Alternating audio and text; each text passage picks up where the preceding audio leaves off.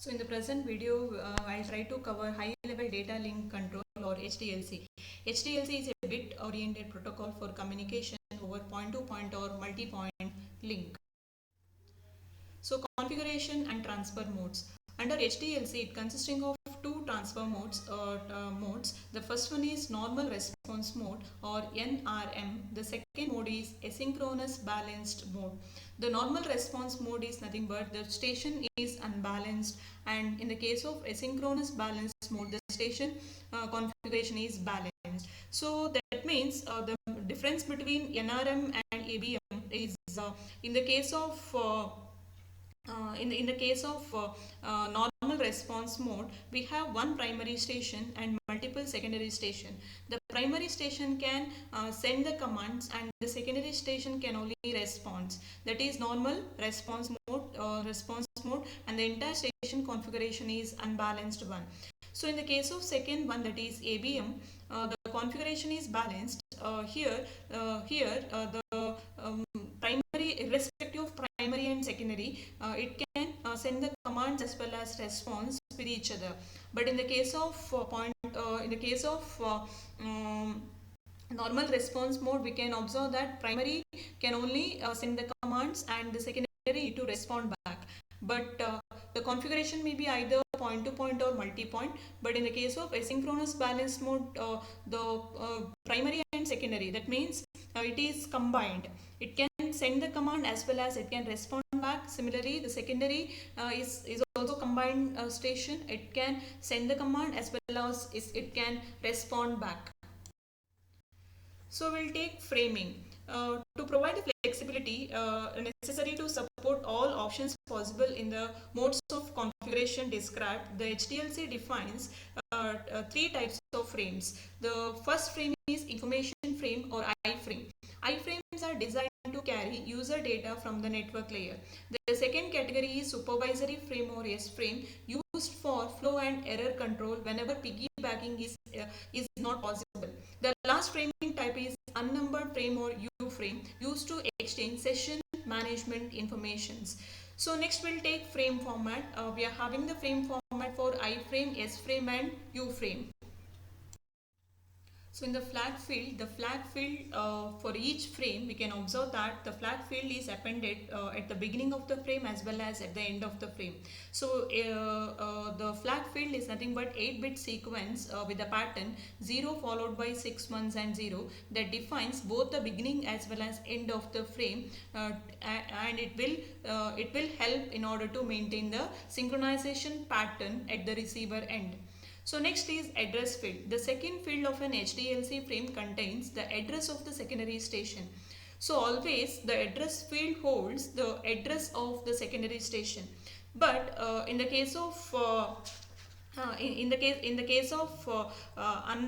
asynchronous balanced mode, both the primary and secondary will transmit the data. So at that instant, if the primary is sending the data or creating the data or frame, it contains the address field contains two address.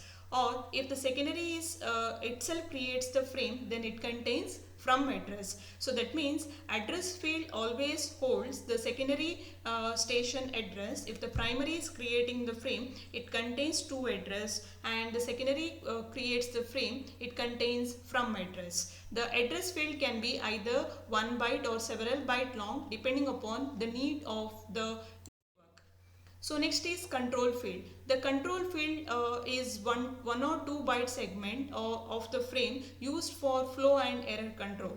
So the next field is information field. The information field always carry the user data and the network layer management informations. The last field is frame check sequence or FCS field.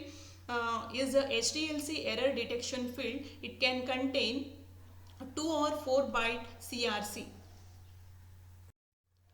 So now we'll take control fields field format for different types of frame. So first we are having I frame, S frame and U frame.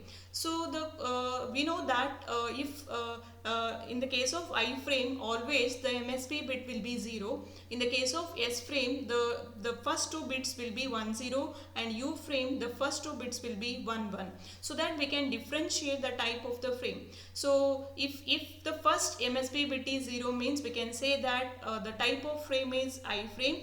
If the two MSB bits are 1 0, then we can say that the type of the frame is S frame, or else if it is 1 1, the type of the frame is U frame. Control field for I frame. If the first bit defines the value 0, this means that the type of the frame is an I frame. The next three bits, called as N of S, defines the sequence number. So maximum 3 bits means we can define a sequence number between 0 to 7, that is 000 to 111. The last 3 bits defines the acknowledgement number whenever the piggybacking is used. The single bit between N of S and N of R is called as P bar F, pool bar final. So it has meaning only when it is set to 1. So, and that is nothing but pool or final.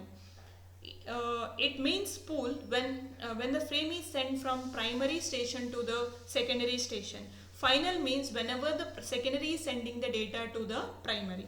So if the value of P bar F bit is set to 1, that means either the meaning is pool. Pool means the primary is sending the data to the secondary, or else final, that means the secondary is sending the data to the primary. So control field for S frame. If the first two bits of the control field are 1 0, this means that the type of the frame is an S frame.